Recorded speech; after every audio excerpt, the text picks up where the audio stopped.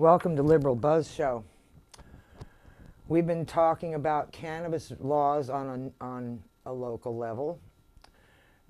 Since the last show, we have actually had some success with equity for people who have been arrested for cannabis not being able to get into cannabis businesses. So that's huge, and the supervisors really hit it out of the park for us. They really helped us. But there's still more to do. But now we've got this Jeff Sessions. So we've got a press release that I need to read to you. And what happened is Jeff Sessions is on the warpath. He wants to shut us down. Yeah. And I see the Rohrabacher Amendment expires in 2018, and that protected cannabis patients from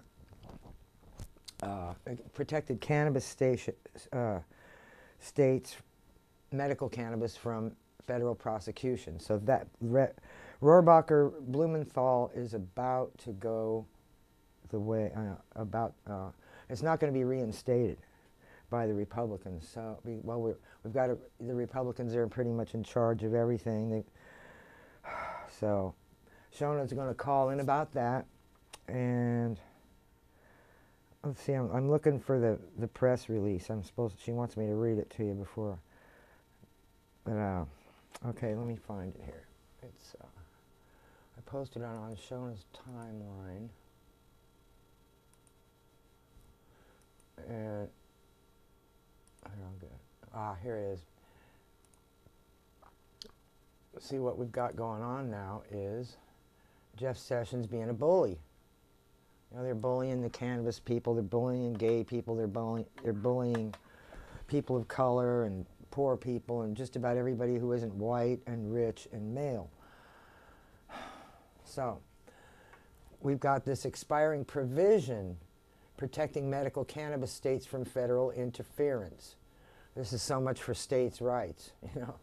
I mean, I used to think that the Republicans wanted states' rights. They were in favor of actually letting the states do what they want, but then it comes unless it doesn't benefit them.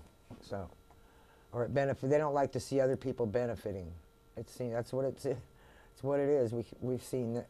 If we don't have any better example of what Republicans are up to than now, I don't know when we ever will. Because I mean, really, I don't even need an explanation. I know you know what I'm saying. So we've got this press release. It came out December 5th from the Patient Advocacy Network, which is in LA, and DJ Couté is the president. So Shona Gochenaur is there's another contact info.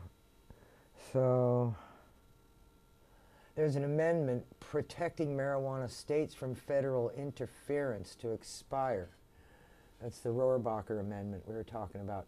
It threatens country's cannabis industry, regulators, medical cannabis patients. And the advocates, we urge action. LA, San Francisco, California, medical cannabis patient advocates are bracing for a potential federal crackdown on medical marijuana providers and regulators if the Rohrabacher Blumenauer Amendment is stricken from the 2018 Congressional Appropriations Bill. Now, that amendment expires on December 8th, 2017. Now, you remember this was enacted during the Obama administration to protect medical cannabis patients. At first, Obama came down real hard on medical cannabis, and then he started, you know, he was trying to, you know, pander to Republicans a little, I think, in the beginning, and it didn't work for him. It backfired. They weren't going to let him do anything whether he agreed with them or not. So now we've got these Republicans that they're looking to come into our states and actually put an end to recreational cannabis and maybe all cannabis entirely. So, I mean, I'm not really worried big time about this because it looks like this administration might be going the way of the dodo bird. Yeah, yeah. Yeah, they're playing whack-a-mole with everything they can on their way out of office, you know, because they know they're going down, just a matter of time. So this Jeff Sessions,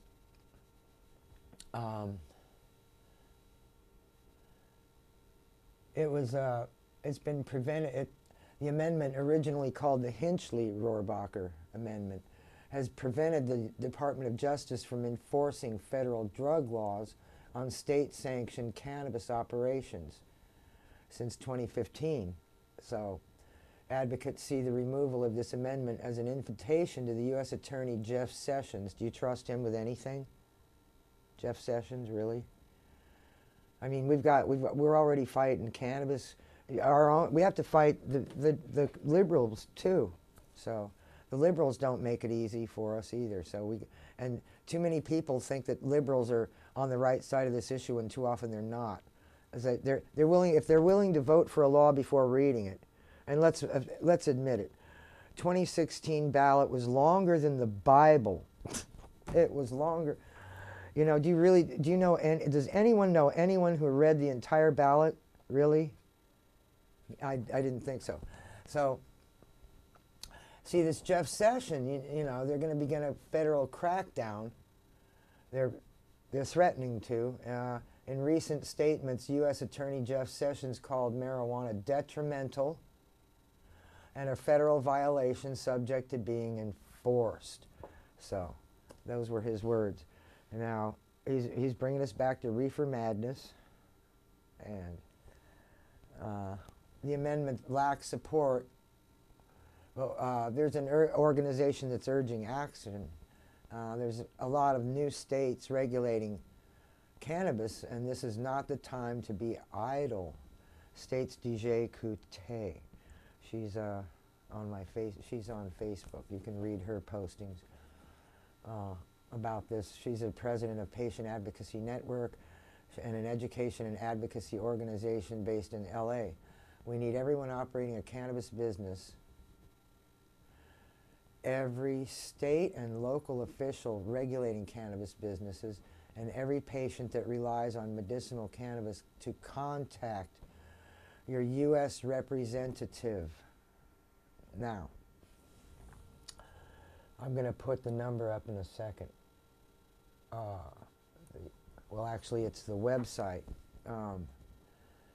It's the website. It's called Patient Advocacy Network, and the website is pan.org.blogspot.com. So, and that would be, here's Shona.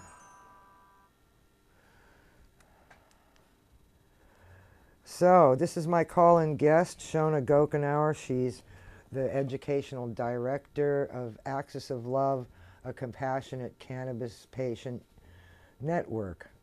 And I was reading, how you doing, Shona? I'm doing all right. Good. I've been reading the press release, and I'm on the part where how to contact them, how to contact our Congress people to take action and let Washington D.C. know that we want compassionate states' rights protected before the holidays. States Shona Gochenaur and Patient Advocacy Network. That's Dorey and Shona is also a patient advocacy and social services organization for San Francisco's most vulnerable cannabis patients. It would be wise for California to not just have emergency regulations, but also an emergency plan in case of a federal crackdown, says Gochenaur. Advocates express frustration that cannabis business applicants and state and local regulators are focused solely on revenue and have forgotten that marijuana is a Schedule I narcotic subject to the harshest of federal criminal penalties. There's still a lot of work to be done. So we're urging to contact Congress. Washington, D.C. needs to know about this. So that's the press release, folks. And so Shona's going to break it down for us more, because we've been talking about on the local level, like San Francisco, the state level, but now with this statement by Jeff Sessions saying that they're going to do some enforcement. So let's pick up from that. Can you please? Sure. So I think something that, first we have to have the awareness that it's not just the state government, but it's the state level lobbyists, like California Strategies and these lobbying groups that actually don't want anyone to focus, I believe, on the national level because, it could detract investors if we really look at it. So there's that. There's also the thing of what do you do in San Francisco when you know your congressional leader is absolutely behind us? Like Nancy Pelosi has pretty much 105% always been behind cannabis. So we can't really we don't want to waste our efforts reaching out to Pelosi necessarily and saying, hey, be aware of this. I think what we want to ask her to do and what we want to ask California congressional folks to do is to take a good look at helping us lobby people that are completely out of our reach, which is the Republican side of all these houses. And really, while we have a letter that Blumauer's office generated in Congress to protect these amendments, I think that in many ways we don't have a lot of ways to affect the negative results of Congress, as we've learned with the tax situation. Sure. And, when we look at the national level of what's happened to transgender people, what's happened to immigrants in the Supreme Court, and, we sort of have a lot of these entrepreneurs sticking their heads in the sand and pretending like it can't happen to them. And frankly, one of the reasons is they're so damn rich. They really think, hey, we're this jet set of, sort of the chosen disciples of the industry, and we're going to be just fine because we're always just fine because we're the jet set. And what they're not acknowledging is they're just one of the jet sets. You have the suit and tie Ku Klux Klan. You have Jeffrey Sessions. You have David Duke. And you know what? They are the ones that are sitting in decision-making offices in our government. It's not, these industry elites, and the trickle-down effect that it's going to have already in January is not only are patients looking and working class and middle class consumers looking at getting priced out of the cannabis market. By then we'll have a better gauge of what's going to happen on the national level. So I'm not discouraging people to take action before the holidays. I think everybody should raise their voices. But I think we also have to prepare for the worst, hope for the best and prepare for the worst. And what I don't see going on is any acknowledgement that we need to prepare for the worst. Like, you mean our local officials? Our local officials, so I had a talk with our Office of Cannabis, which is headed by Director Nicole Elliott, and she is looking into exactly all the legalities of protecting the information of people that have filed for temporary permits. She's looking into, kind of how do I react if the feds come in with their cardboard boxes and take away my office. And she's engaging the mayor's folks to help us communicate to Washington, D.C. So she's on that path. But, you don't see anything going on in our local retailers. You don't see them handing out flyers. Hey, maybe you want to call Paul Ryan and let him know that he needs to support states' rights. You don't see any of that type of activism because the retailers and sort of the San Francisco elite, at least, are not paying attention to this because they think they're about to become, wealthier than Saudi Arabia come, the middle of January, right? Yeah. And it's kind of the emperor wears no clothes situation from my perspective. And let's hope I'm wrong. Yeah, I do hope you're wrong. Oh God, return to reefer madness here. Oh, it's completely a return to reefer madness because Jeffrey Sessions isn't President Obama or even President Carter or even God forbid one of the Bushes. He's much worse. Jeffrey Sessions is saying cannabis is detrimental. He's not saying maybe we need to look at the research. He's not saying there's medical cannabis. And we need to look at protecting medical cannabis. He's not a moderate on this. He's made it very clear, and he's made it very clear that he finds humor in the cannabis community's assertion that we are part of the solution to the opioid crisis. So he doesn't acknowledge the opioid crisis could be solved with cannabis. No, not at all. And so that's the wrong path. I think that's a path that ASA and DPA and NORML and all those guys tried to do in Washington, D.C. recently with like, hey, we can solve the opioid crisis.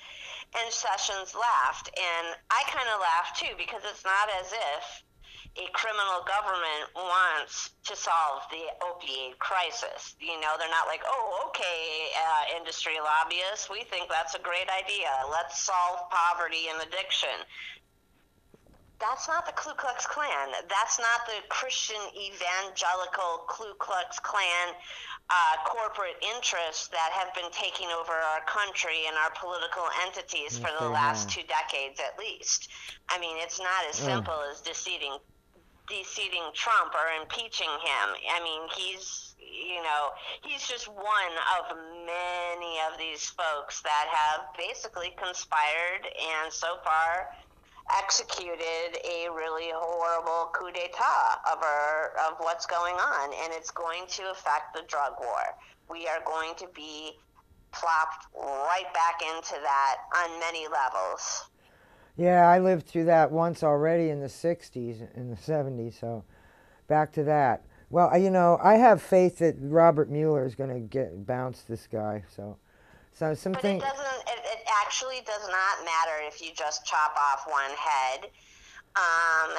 And some of the worst drug warriors were the Clintons. They, definitely put more people in prison than any other administration, and more black and brown people in prison than any other administration. So it's not just like a one-party solution. We need an entire overhaul that, I think many Americans were aspiring to when we got inspired about Bernie Sanders. There was an inspirational tone there. There was a insurgence, if you will, of goodwill. And I don't find that, I personally do not find that in the Democratic Republican Party. I don't find that inspiration.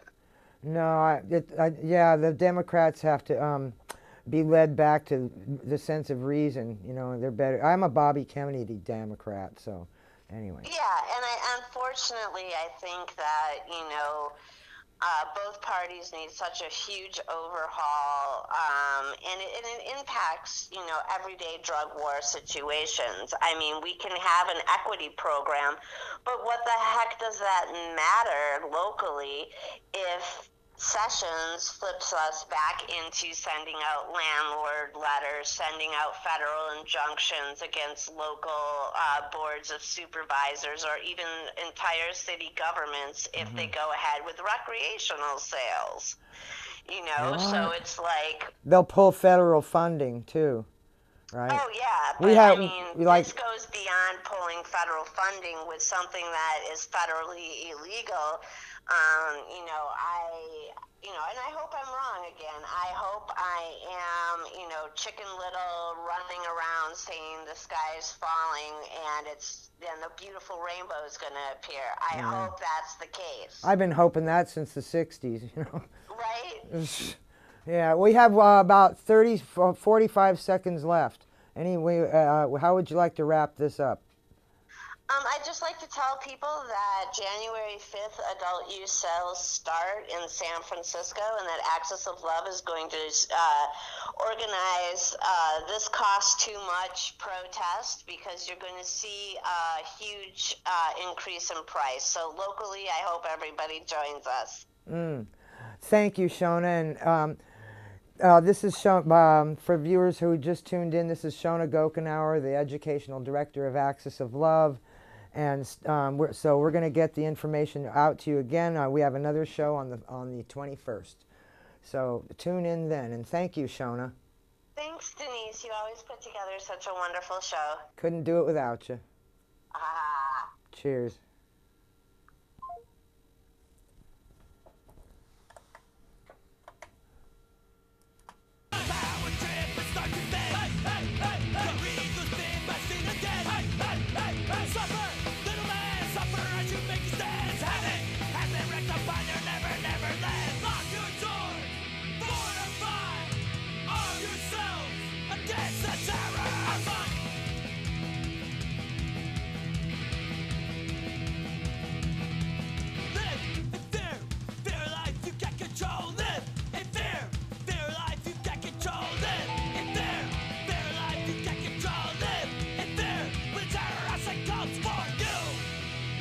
Time to change, it must quit.